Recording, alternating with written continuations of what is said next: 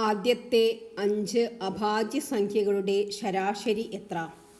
അപ്പോൾ ഇവിടെ ഓപ്ഷൻസൊക്കെ തന്നിട്ടുണ്ട്. നമുക്ക് അഭാജ്യ സംഖ്യകൾ എന്താണെന്ന് അറിയണം. അഭാജ്യ സംഖ്യകൾ പറഞ്ഞാൽ ആ സംഖ്യകൾക്ക് ഒന്നും ആ സംഖ്യ മാത്രമായിരിക്കണം അതിൻ്റെ ഘടകങ്ങൾ. അപ്പം അതിൻ്റെ എക്സാമ്പിൾസ് അത് ആദ്യത്തെ 5 അഭാജ്യ സംഖ്യകൾ പറഞ്ഞാൽ 2. നമുക്കിവിടെ ആ സംഖ്യകളുടെ ശരാശരിയാണ്. അപ്പോൾ ആദ്യത്തെ 2 2+. പിന്നെ രണ്ടാമത്തെ അഭാജ്യസംഖ്യ 3. ഈ 2-ന് 2×1 മാത്രമേ ഉള്ളൂ. 3-ന് 3×1 മാത്രമേ ഉള്ളൂ. അത് കഴിഞ്ഞാൽ 5 5-ഉം 5×1 ഉള്ളൂ.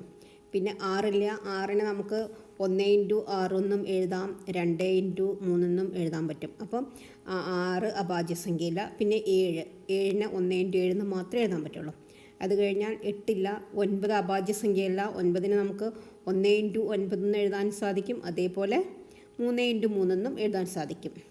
അപ്പോൾ അടുത്ത അഭാജ്യസംഖ്യ എന്ന് പറയുന്നത് 11. അപ്പോൾ ആദ്യത്തെ 5 അഭാജ്യസംഖ്യകളായി.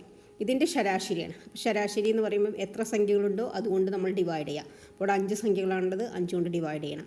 അപ്പോൾ നമുക്ക് കൂട്ടി നോക്കാം. 5 5 10, 10 7 17, 17 10 27 28. 28 ഡിവൈഡഡ് ബൈ 5.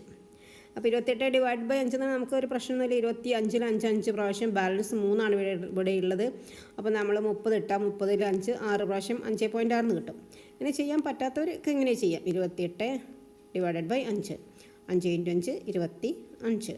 ബാലൻസ് 3 ഇരിപ്പൂല. അപ്പോൾ 0 ഇവിടെ ഇട്ടു, ഇവിടെ പോയിൻ്റ് ഇട്ടു. 30-ൽ 5 6 പ്രാവശ്യം 5.6. ഓക്കെ, അപ്പോൾ ആൻസർ 5.6 ആണ്. Answer is option B. Okay.